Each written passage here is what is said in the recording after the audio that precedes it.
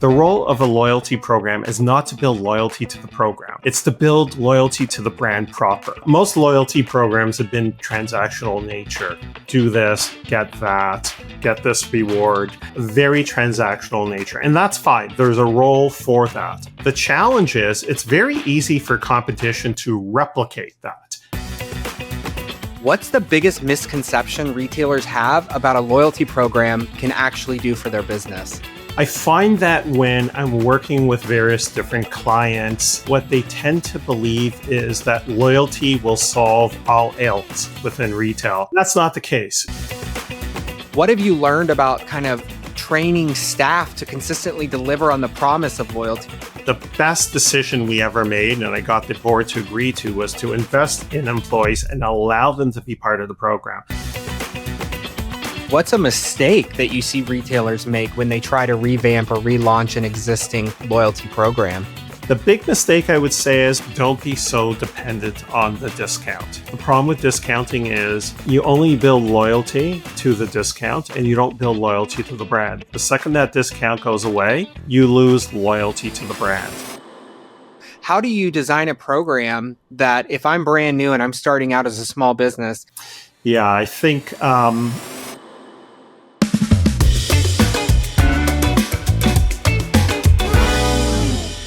Richard, it is so nice to meet you. You know, as I was doing some research on you and just kind of coming to understand better what it is that you do, on your LinkedIn, you mentioned something around you have a unique breadth of customer engagement, human neuroscience, behavioral application, and brand marketing know-how. And you've architected and led some best-in-class customer engagement and loyalty marketing solutions across every business sector. And I cannot wait to learn a little bit more about that. That's one of the biggest things that brought me into kind of coming to understand who Richard is. And I think that it's going to be so impactful for small business owners to hear exactly what it is that we're trying to accomplish with loyalty. So, Richard, with that being said, I'm going to get right into it and just essentially just dive in. If you have any questions or concerns or anything, please let me know. But with that being said, what's the biggest misconception retailers have about a loyalty program can actually do for their business? so. Jeramey, first and foremost, thank you very much for that kind introduction, and I hope I live up to that standard on your show today.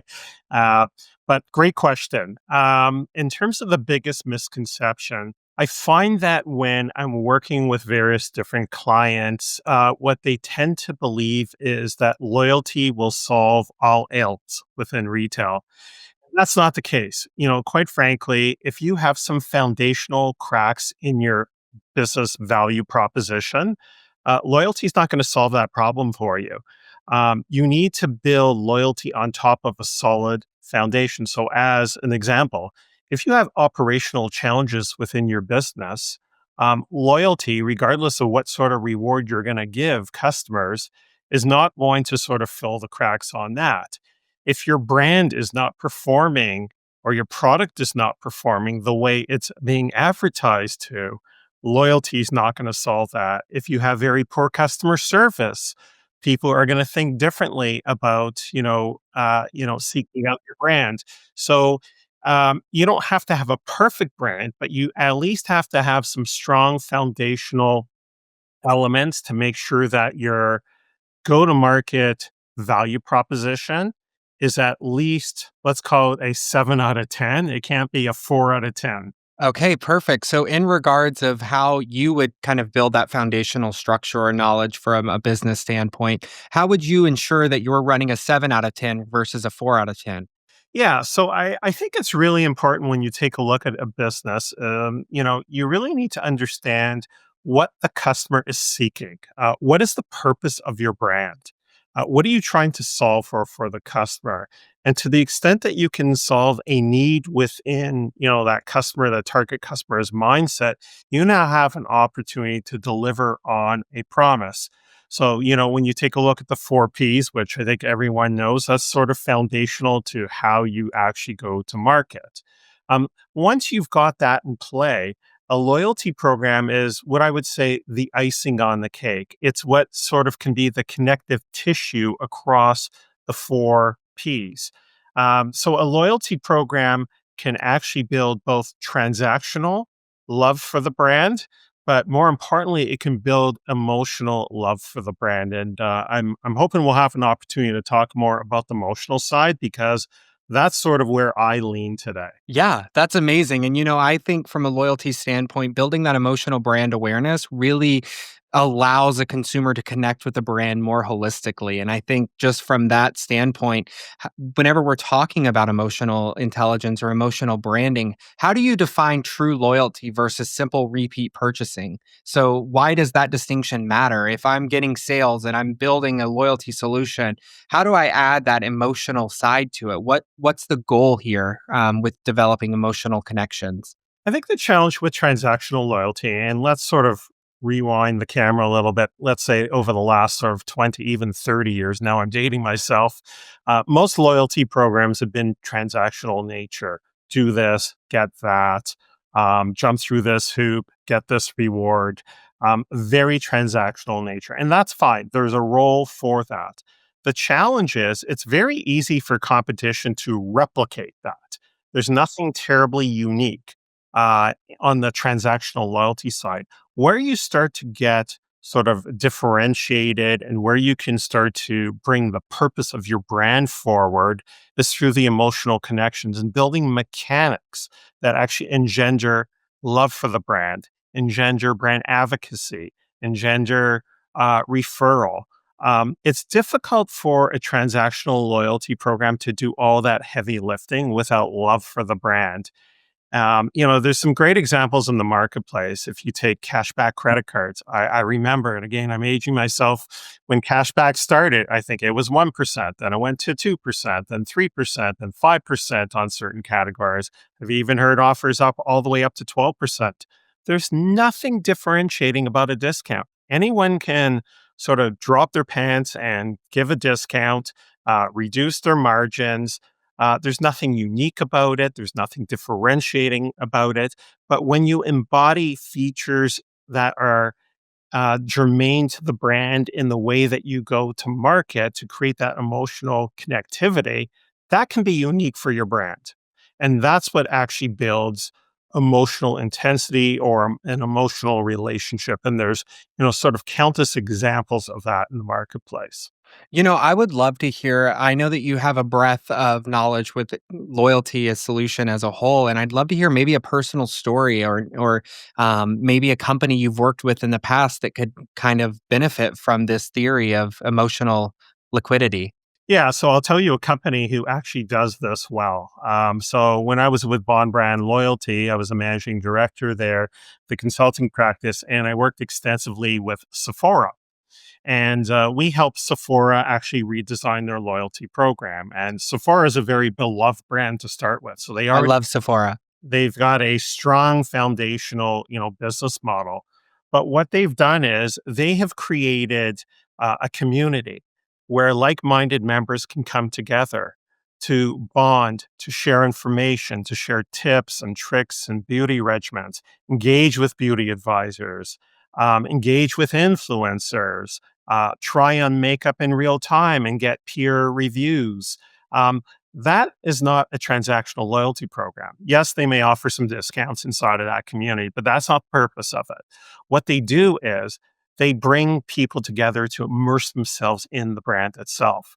And I would refer your listeners back to two Harvard University professors, um, Dr. Nitin Noria and Dr. Paul Lawrence. And I'm a real school of, as you said earlier, neuroscience. Um, these two professors have advocated that there's a model called the four drive model that they created. And what it advocates is that as human beings, we have four biological drives. We have the drive to acquire things, stuff, because as human beings, we're hunters and gatherers, we collect things. We collect points, we collect discounts, we collect rewards. When we get those things, we want to keep them very close to ourselves. So that is called the drive to defend. So if you think about frequent flyer programs or hotel programs, they have tiers within their loyalty programs. And you will jump through hoops and sometimes do irrational things like take a flight somewhere to keep your status, as an example. That is a loyalty mechanic called the drive to defend. Very transactional nature, very important.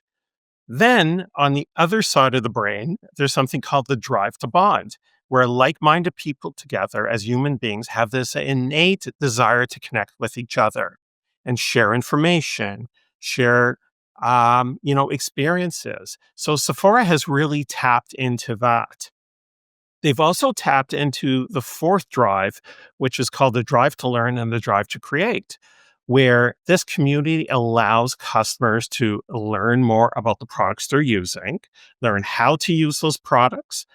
They have the ability to create self betterment in the way of confidence for themselves by using these products properly, by seeking the approvals and instigations of others, and also creating betterment for communities at large. So that is a brand who actually drives not just transactional loyalty, but a lot of emotional loyalty. And I was privileged to have worked with them through their redesign of the program. But kudos to Sephora for doing a job well done on the loyalty side. And again, I would say that you don't need to be just transactional. You don't need to be just emotional. There should be a blending of the two. And a well-designed loyalty solution is one that engenders or takes into consideration all four human biological drives. Very cool. So, talk to me a little bit about how you would relate these four drives into your career. Have you been using them to kind of navigate potential loyalty solutions or just better understanding? Talk to me a little bit about how you've used these in your career. Yeah, that's a really good question. So I would say over the last 10 years, I've been a very strong steward of emotional loyalty. I write a lot of articles on the subject. I've been interviewed on other podcasts. We won't mention which ones, but several podcasts you can find me speaking about this. I've been at conferences speaking about this. I would say, prior to that, loyalty was really in the transactional space. There is a very strong movement across operators, across agencies to sort of, transcend the transactional sort of focus and move to the emotional side, because that's where the essence of the brand can come to life.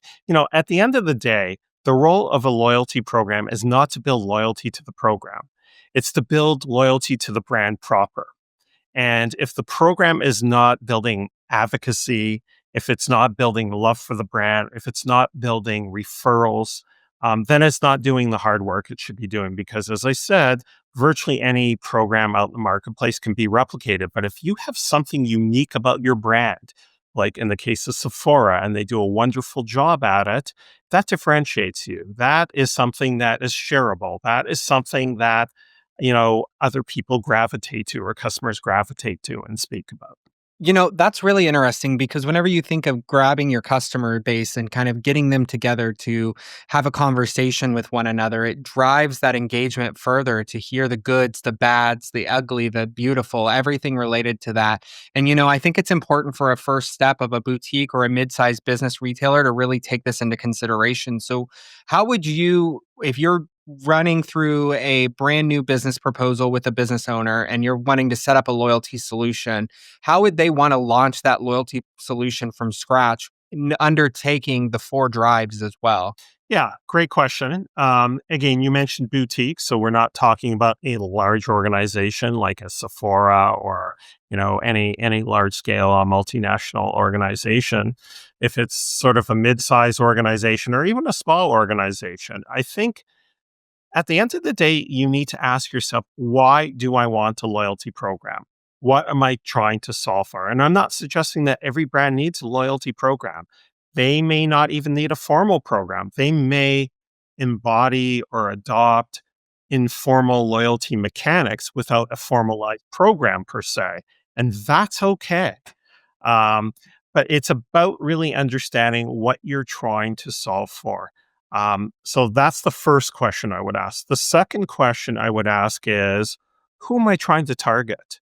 Um, what's going to be important to that customer base? What are they going to value? Are there also other stakeholders in the ecosystem? How about employees? How might employees participate in this program? Maybe not formally in the program. How may they greet the program? Is this going to help them do their job better? Are they going to be able to deliver a better branded experience through this loyalty program? So, as you can see, loyalty programs can do a lot of heavy lifting to actually enhance the actual customer experience and the customer journey. So I think those are some of the preliminary questions that a brand needs to ask themselves before they take on that big responsibility of a loyalty program, because getting into loyalty is a big decision. There's cost considerations, and once you're in, it's hard to get out. So you have to make sure that you're really thinking this through properly. And quite frankly, the best, well thought out loyalty strategies are only as good as the brand's ability to execute on them. So if you've got a great strategy, but you can't execute on it, then it's not worth the paper that it's written on. I think that that is a great point for the simple fact that if you can't sell what your business is trying to accomplish, if you can't achieve what it is that your goal is, what the business plan is, the loyalty can't solve the impossible for you, right? Totally. And with that being said, though, how do you design a program that if I'm brand new and I'm starting out as a small business, I want to build that emotional connection and not just transactional incentives? How would I go about developing that? Would it be taking into consideration what my clients are needing? What is a client what like the goal or the satisfaction, the end result? How would I build that emotional transaction rather than just a transactional transaction? Yeah. So, sort of going back to the adjacent question, and perhaps I didn't answer it fully in terms of the four drives and which ones you pick and all of that. I'm a firm believer that a solid loyalty program is not sort of just on the right hand side on an emotional side and not just on the left hand side, the transactional side. I think you need to take stock of the assets that you have within your business. You may already be delivering levels of loyalty within your business and you're not even aware of it. So there could be um, assets within the business. There could be ways that you go to market within your business that you're just making available at large that perhaps you may want to start to bottle up inside of a loyalty program, perhaps make customers work a little bit more to sort of earn those attributes or features or benefits, so to speak. But again, it really comes down to listening to what your customer is seeking. And when you think about emotional loyalty, there could be some simple things like rituals. I wrote an article, I think it was a couple of weeks ago, about Dairy Queen. Dairy Queen has an incredibly, interesting ritual. So, any of our listeners who have been to Dairy Queen, you know that when you go there, the first thing they do, and before they hand over that blizzard, like you did, they turn that blizzard upside down. And that is really a hallmark to demonstrate that their product is quality. It's a fun little quirky thing, but it's to demonstrate, that their product is all about quality and consistency. And heaven forbid if the ice cream falls, you're going to get a new ice cream.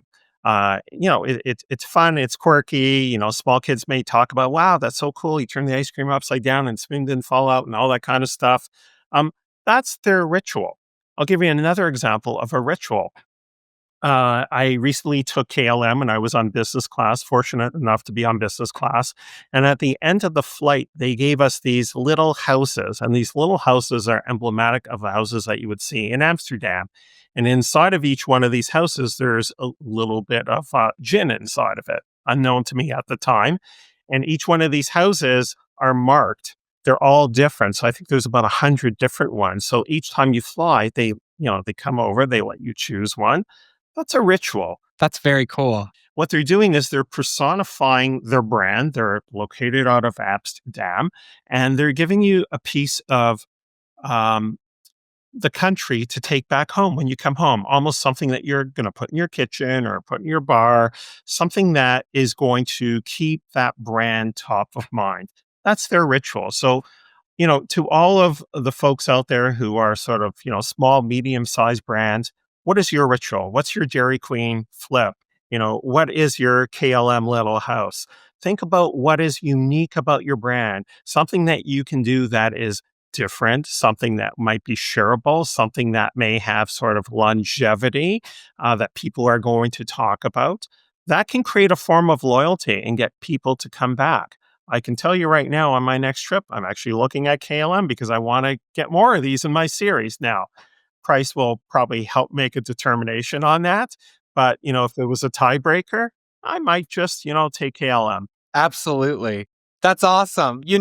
I think it's really exciting to understand kind of what it is that makes a business kind of tick. What's that ritual? What's something that you can bring to the customer to really drive that experience? But, I would love to hear maybe what's a mistake that you see retailers make when they try to revamp or relaunch an existing loyalty program?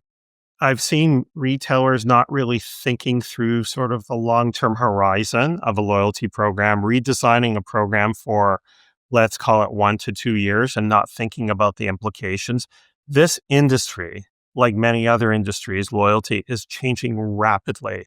With the advent of AI, there's new mechanics coming out every single day. There's lots of innovation going on. I always make sure that when I'm helping a client redesign a program, we're not just designing for 3 years. We're thinking about designing into 5 to 7 years with a view to what could be. The big mistake I would say is they're not thinking about sort of the longer term. They're thinking more immediately. And then secondly, they're not necessarily um, integrating their loyalty program into the total brand experience. What often happens is everyone gets excited about a launch, and then other business priorities come about, and then the loyalty program becomes sort of second fiddle. It kind of sits off to the side, still doing its thing, but it's not fully integrated into the program. As a retailer, it should be fully integrated into your merchandising decisions. It should be fully integrated into operational decisions. It should be leveraged to make, real estate decisions. It should be leveraged to build your planograms in stores. So there's so much that programs can do that I think many brands are sort of leaving on the table, so to speak. They're not harnessing the power of data across the entire enterprise. They're using it more as a marketing tool, and they're not thinking about sort of the down the road all the things that a program should be delivering. The other thing I will say is that often brands tend to, when they relaunch too much at one time, and the customer consume or digest all that information. They're very excited about all the new things that they've dreamt up, and they sort of unload so many different things with customers. And again, it becomes difficult for employees to explain, becomes very difficult for customers to engage with, and that just creates sort of mass confusion. So when you're relaunching a program, you don't need to throw everything in the kitchen sink at the customer. Give yourself the opportunity to sort of, over time, let customers digest, various different elements. It also gives you an opportunity to add new features over time without throwing everything at the customer at once. I think that that is a solid piece of feedback for our merchants and really better understanding how a user can go around building even just a small loyalty solution, something to really just get someone in the door. Again, not so much for transactional, but maybe that ritual of turning a Dairy Queen cone upside down and showing the thickness of the ice cream. That could be utilized across all spectrums of business. And I think, with that also, what have you learned about kind of training staff to consistently deliver on the promise of loyalty? I think that that's a big aspect, right? Like having the buy-in from all levels of the business. How do you get that really started from the ground up in a small to mid-sized business? Thanks for mentioning that because I think that is such a critical piece, again, to your previous question that often brands don't really take into full consideration. So 25 years ago, almost to next, it will be actually next month, I launched the Optimum program in Canada. And one of the things that we did was the first thing we did was, and it was a very difficult hurdle to get the executive team to agree to this, is to include employees in the program because at the time they were getting products at cost, if you can believe it. They don't get them at cost any longer. They get a sizable discount. And then on top of that, you had the cost of the loyalty program that you were going to afford employees to participate in. The best decision we ever made, and I got the board to agree to, was to invest in employees and allow them to be part of the program. So, in fact, before we piloted the program, we actually piloted to employees. We let them test drive the program. We got their feedback. We made tweaks to the program, and they became such brand advocates because they believed in the program. They saw how quickly they could redeem and extract value out of the program. Absolutely. It made our training so much easier, and you would just see the authenticity at the cash register when somebody says, "Hey, do you have an Optimum card?" "No, I don't." "Well, I think you should get one. Guess what? I just redeemed yesterday." Um, and if you're in a pharmacy environment, if your pharmacist tells you this is a good thing to do, you're probably going to do it. So the fact that you can get employees on board, not by telling them what to do, but by them experiencing it, that was the best investment we ever made by getting employees involved in the program. So employee training is of paramount importance. But if they're not part of the experience, that training will only last so long, because they're going to lose steam. They're not going to have the same passion towards the program. And if you're up here in Canada when we launched the program, you would think that um, they were smoking something. They were just so excited about the program, like naturally and genuinely excited. Right. And that's why we had such an enormous success with the program. That's awesome. I actually read an article that you had written on LinkedIn around kind of loyalty manipulation as well with customers and employees, internal employees. Kind of walk me through what are some signs or symptoms that a business owner should be aware of when developing a loyalty solution for these kind of loyalty manipulation tactics. Yeah, you're being very kind around loyalty manipulation, aka fraud. So there's uh, there's fraud at both ends of the spectrum. There's customer fraud and there's employee fraud. Sadly, that is just the nature of the beast. Um, it's very important to have the right checks and balances in the program. So things like velocity checks, how many times people are redeeming, certainly with the advent of AI, there's so much more that can be done to sort of, shut things down. Sweethearting at the point of sale. Some crazy stories back in the day, when things were card based. Some employees actually would take their own card, cut out their barcode, put it on the bottom of their watch. And every time a customer didn't have a card, they would just scan and get the points. So, a velocity check will pick that up. We had a policy early along in the program just to be very sort of customer centric. If you forgot your card, we would allow you to actually bring your receipt back in with 7 days and we would actually give you the points. Very cool. Yeah, which was kind of cool. Although we had some employees going into the trash cans and the trash bins, pulling out receipts and then adding points. Again, these are exceptions, but these are the things that you need to watch out about.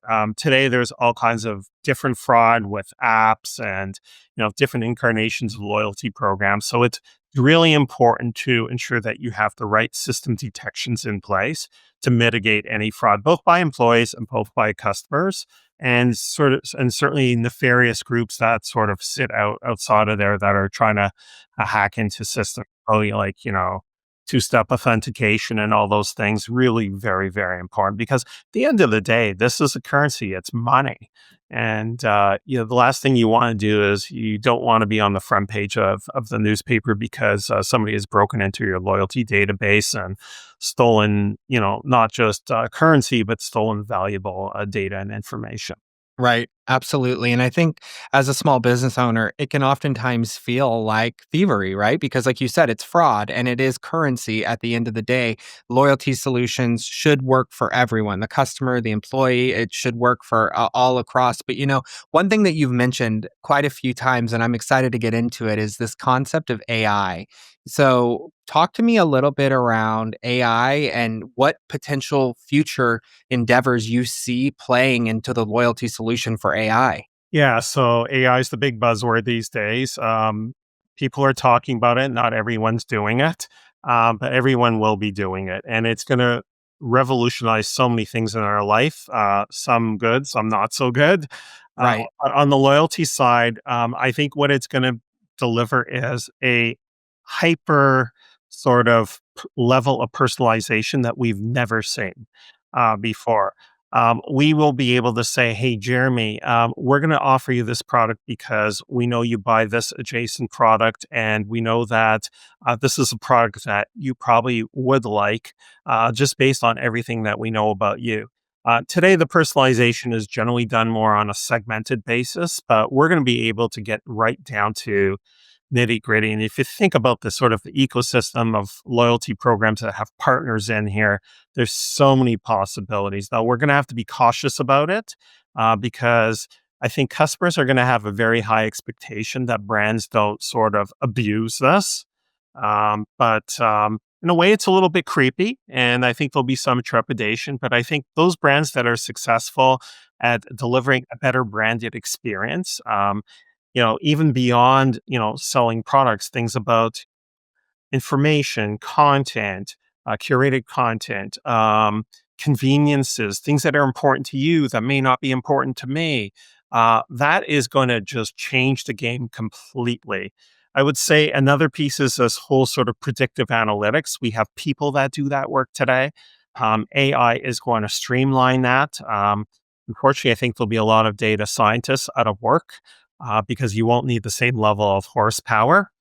You'll still need people sort of overseeing it, managing campaigns and things like that. Although I think campaign management is going to become very automated as well. But also in terms of churn detection and churn mitigation and prevention, I think AI is going to do a much better job than we as human beings can do. On the reward side, I would say things like dynamic rewards, offering you up certain rewards that wouldn't be relevant to me, but maybe very targeted and relevant to you. Gamification, today gamification is very sort of broad and mass, maybe at best segmented. Yeah. What you get from a brand on gamification versus what I get is going to be totally different. We're all going to be playing different games because the games that I get are going to be games that appeal to me based on how I've interacted in the past with other games, and based on sort of the composite data of Richard Schenker versus Jeramey Watts. So it's going to be really super interesting. I also think that emotional sensitivity analysis, so things like social scraping, information about people's sentiments towards brands, experiences, we do that today, but AI is going to do that so much more efficiently for us. We'll be able to understand sentiment like in real time, attach that to information and either react to it in real time. So might be a little creepy too, but it's pretty interesting. We talked about fraud. So fraud detection, that is a big one. So I think we're going to have much better tools to detect fraud immediately, and security. And also personalized content. So if you think about the journey of a customer, let's go out of retail, let's go into airlines as an example. Yeah. So from the time that I'm thinking about a flight, the time that I actually book a flight, the time that I'm actually, going to the airport, my time in the airport, the lounge, getting on the plane, that entire journey, there's going to be, little prompts and little things that are going to be unique to you versus me, that I'm going to be prompted along the way from the brand. And again, they could be conveniences, they could be trust factors. They don't necessarily all have to be monetary in nature. Right. It could be information. Think about when you go on a certain type. Let's say I'm going on a safari or something like that. I may get information about how I should be dressing and packing for that safari versus you if you're doing sort of a beach vacation. So there's going to be such an incredible level of customization. And then I think on the sort of physical reward side, we're going to be able to, as loyalty operators, really optimize rewards. So, today, if you think about, let's say, an airline as an example, it's actually more expensive to offer flights than it is to offer merch because margins are better than merch than they are on Interesting. flights. So, for certain customers, you may want to push merchandise because maybe they're redeeming too much for flight, and you may want to bring down that sort of that dividend a little bit. So AI is going to do all that kind of stuff. Like right now, people behind the scenes have to do that on an aggregated basis. We'll be able to offer up, stimulus in real time. So those are just a few of the applications. I haven't even touched on sort of the design side as a loyalty professional like me.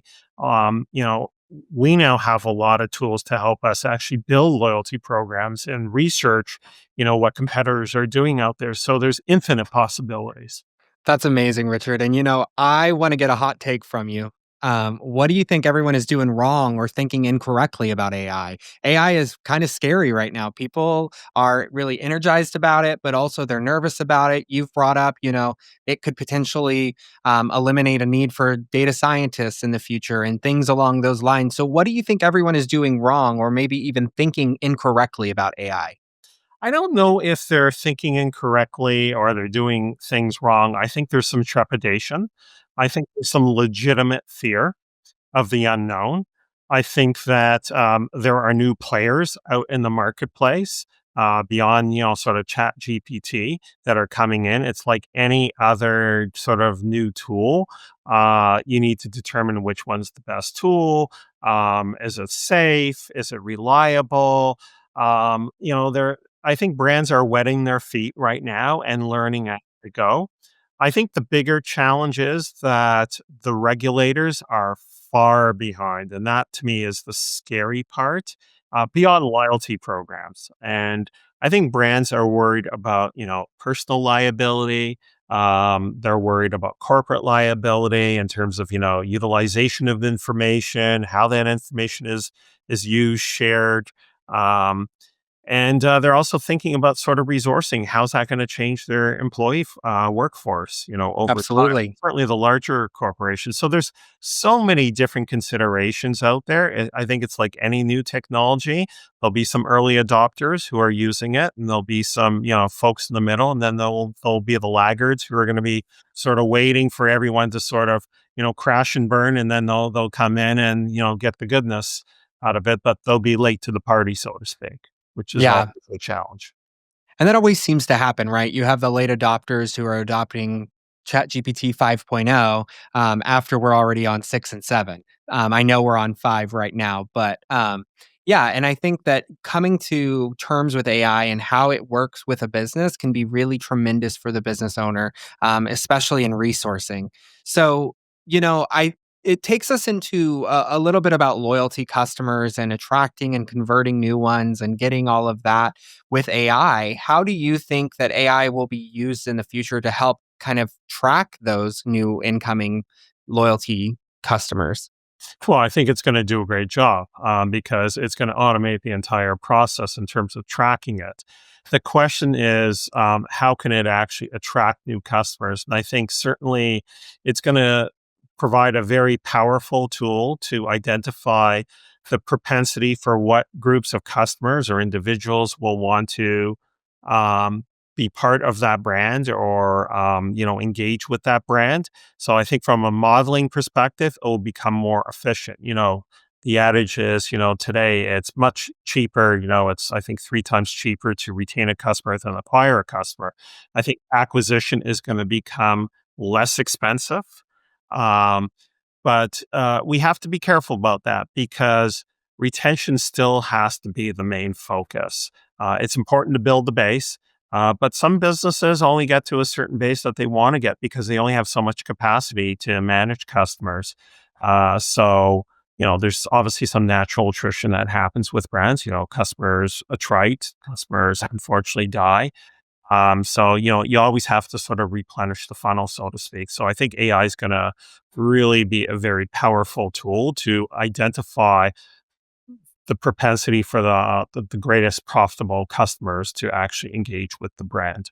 So, do you see AI kind of taking on this idea of a mediator between rewarding kind of the most loyal customer bases and attracting and converting new ones? So, essentially, how AI is going to utilize input such as this person, and I think you've touched on it already, around if somebody is a mile redeemer, if they use mileage points quite frequently, and they're a loyal customer to the business. How do you see AI kind of balancing that where it's taking into consideration and giving loyalty solutions to those most loyal customers while also trying to attain and attract new ones? Yeah, so I think businesses do that today. So organizations determine who they want to target, where they want to investigate. Typically when I work with clients, we break customers down into deciles where your top decile represents, the top 10%, your bottom the bottom 10%, and you make decisions against who you want to invest against. As an example, last week in Canada, there was a big announcement about Air Canada and some of the changes to their program. They're going to be investing more against their top tier customers, their elite and super elite customers, because that's where the revenue comes from. I would argue to a certain extent at the detriment of the base fare customer. That will be an interesting experiment because it could act to potentially alienate some of the large base customers who may not, use them frequently. But Air Canada knows where they're getting their money from, and that's where they're going to make their investment. So it's not necessarily an investment in loyalty; it's an investment in economics, per se. So brands do that today without AI. I think what AI will be able to do is to sort of fine tune things, really optimize things. As an example, we go back into retail. Right. I see a day where AI at the shelf will have a different price for you and a different price for me. They're already talking, and we're seeing surge pricing at shelf, depending on what time of day you actually go into the store. The technology is already there today. Um, you could have personalized surge pricing, driven by an AI model based on what the propensity would be for you to buy, Kraft peanut butter at $5.99 versus me at $4.99. How price sensitive am I, versus how price sensitive are you? So I think, AI is just going to fine tune everything that we know today and do it much more efficiently for us and actually improve the economics. Man, that's so exciting and also a little scary for the future, with dynamic pricing, surge pricing. We've seen it you've seen it in the news with Wendy's proposing dynamic pricing and how that affected and what had happened to their business model since then. So it's really interesting to hear you bring up this idea of dynamic pricing. So, first and foremost, Richard, I want to thank you for your time today, but I have one last question for you that I would love to get your opinion on. And if you had to boil all of your decades of education and experience into one piece of advice for retailers about loyalty today, what would it be? My piece of advice would be don't be so dependent on the discount. As I said earlier, discounting does have a role. We know that it does move the needle. The problem with discounting is you only build loyalty to the discount and you don't build loyalty to the brand. The second that discount goes away, you lose loyalty to the brand. So sure, if you're trying to build some short-term sales, yes, you can do discounting. There's a role.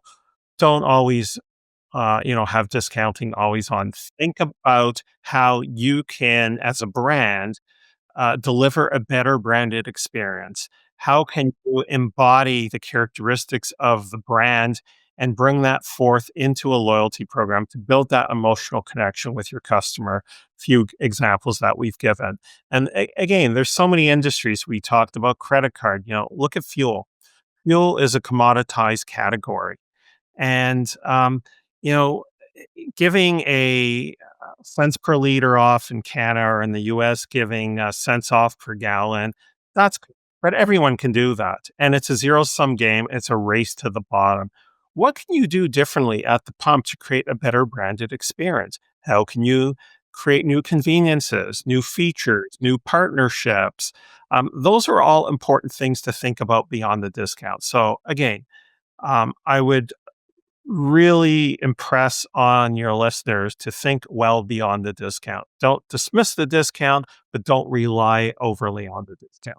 Yeah, whenever you rely heavily on a discount, what I've seen in my time as a business is that generally, to your point, you treat your customers or you engage them to a sense that they come to expect those discounts. They come to expect and wait for when things are on sale or when they're being bought at a certain reasonable price.